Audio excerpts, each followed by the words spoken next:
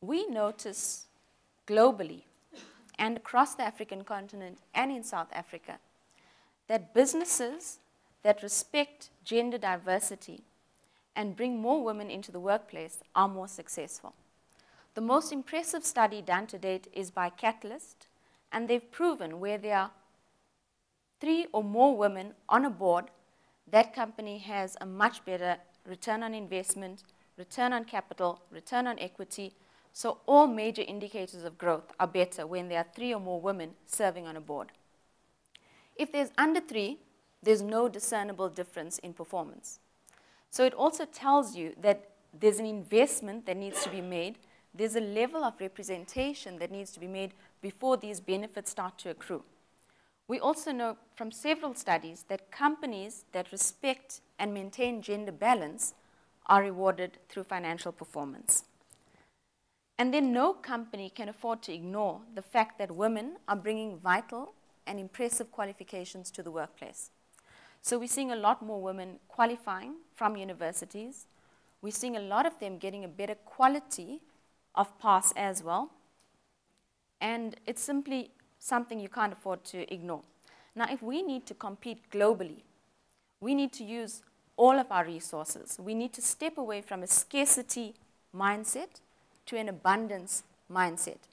Because really, when you look at this growth story, there's room enough in it for everyone. For business to function, though, we go back to the point that they need sustainable societies within which to function.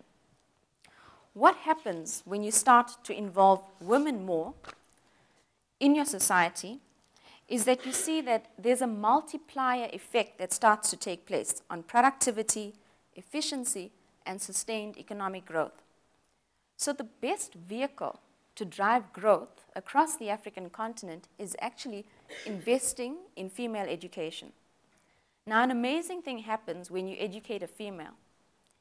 It generates intergenerational benefit because women, once a woman's educated, she's going to educate her child. She's going to be 3 times less likely to get HIV or to pick up HIV. She's going to demand a better quality of partner for those children, and she's going to create a difference in their lifestyle. So we talk about children being raised in non-functioning homes. There is a direct correlation between a society that's prepared to invest in the education of its women and empower its women, and the nutrition of children, the lifestyle of children, and the education levels of children in that society. We also know that women build social fabric. So where women in society have a stronger voice, you find less conflict in those societies. As the voice of women starts to decline in a society, you find greater levels of conflict within that society. There's a direct correlation. In governments across the world, where there are less women represented in all levels of government legislature, so not just ministerial level, but in all levels of government legislature, there's a direct link between the level of perceived corruption in that country. Now, across Africa today, when we talk about what's happening with women across Africa, yes, we said they make up 50% of the population, but they are actually 70% of the informal economy. So we're not tapping into half of our population in a strategic way or the way we should. You can see from some of the stats there that women in sub-Saharan Africa spend 40 billion hours per year fetching firewood and water. When we did our research for the Women of Africa booklet that we published, we know that most of these women know that they're going to be raped on their way, fetching the firewood and water that they need. Irrespective, they have to go and fetch that firewood and water, and they have to bring it home to cook the family meal.